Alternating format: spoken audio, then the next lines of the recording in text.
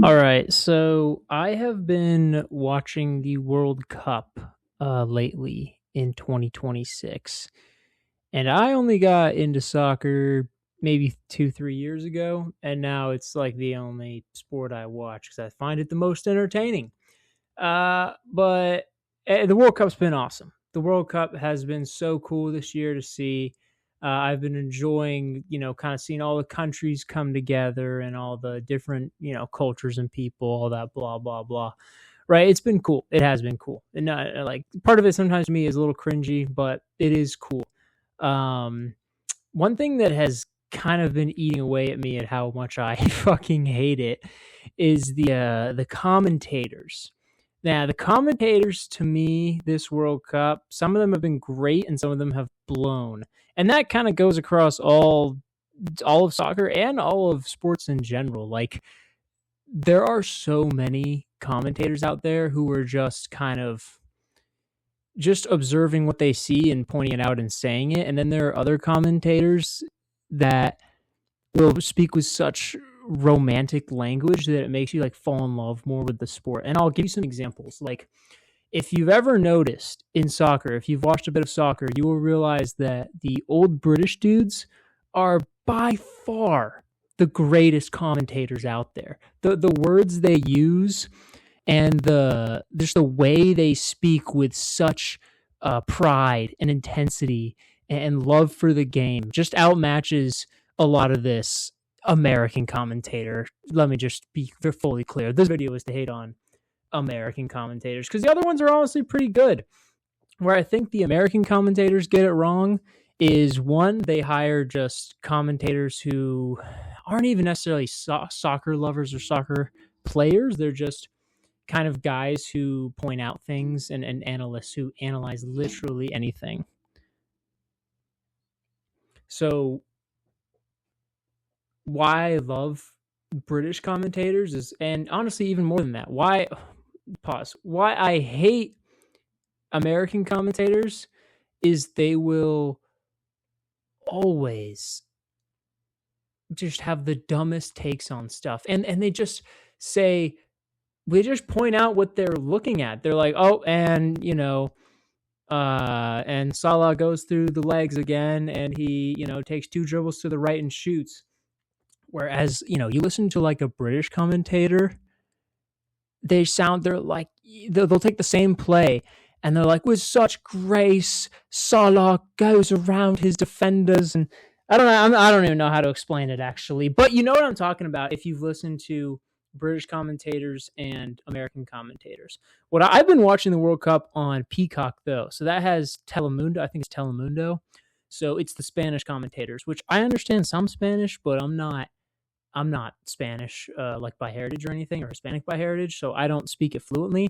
But I think everybody can agree, it's some of the most exciting commentary even still. And one thing I notice about Spanish commentators, they have the whole goal, like a really long goal, right when anyone scores, which I think just hypes the game up so much, makes soccer just more fun to watch.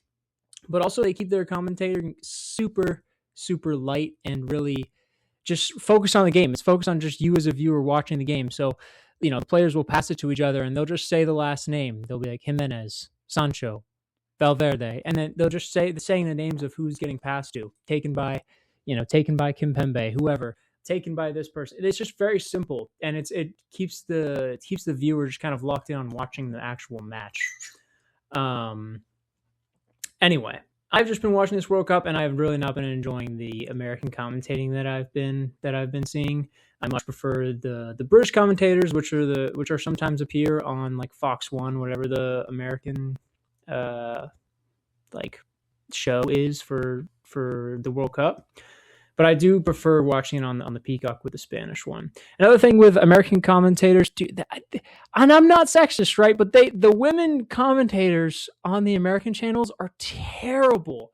They don't know what they're talking about at all, and you can tell. It's like they're just there to like get women viewership. So they'll be like, I literally heard one of the, I can't remember her name, Rebecca Lowe, is that her name? She was talking about how one of the teams was playing with a lot of main character energy, And I thought that was just the cringiest thing I've ever heard. She's like, yeah, they're playing, they just have the main character energy. I'm like, this is not soccer commentary. This is just like they have some bimbo up there so that other bimbos will watch and see her while their boyfriends are watching soccer. And they'll be like, oh my God, a girl on there. I should be on there because I'm a girl, so I should watch soccer. That's like what they think. That's what they want.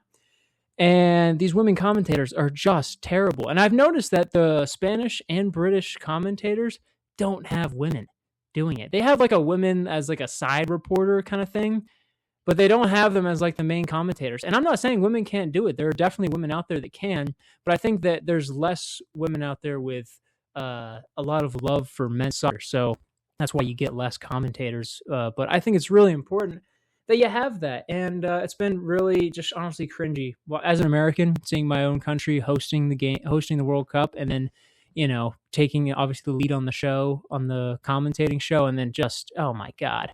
Like, have you guys seen Thierry Henry and Zlatan Ibrahimovic just kind of cooking the American commentators? Because they're always talking out their ass. I can't tell you how many times I've been watching that show, and all the clips that have come out of Rebecca Lowe or that guy Alexi Lalas, just talking and then making a point or going over something, and then Zlatan or Thierry Henry just looks at them with the most wild look, like, that, are you serious? Like, that's your take? That's what you're gonna say? And or Zlatan just being like, actually, you need to do your research. Here's how it goes. It's just so satisfying seeing that happen, because even though I am American, I really want our commentary to be better. It's nice seeing it being called out about how it's just kind of dumb, to be honest. And it's like, this is, like I said, not a problem in just soccer. This is a problem across all of sports. I mean, look at the NBA. If you watch an NBA game, there's like 2 good commentators. And then there's just some booty commentators, honestly. Like, there's that main guy. I don't even know his name. He got a classic, it's your voice you've heard for probably 10, 15 years now. And then I don't know if you guys have ever listened to or watched a Charlotte Hornets NBA game, but that announcer is the best. That dude, that is what we need in American sports commentators. Something like that guy, where every, if the game gets close, he's getting out of his seat. He's rooting for a certain team on the field or the court. That's what I want to see from the commentating, because right now it's just so bad. I can't even watch the FX1 or Fox Sports 1 or whatever show, an analysis show, because they're just talking out their ass the whole time. It's just much bullshit, and it's kind of cringy.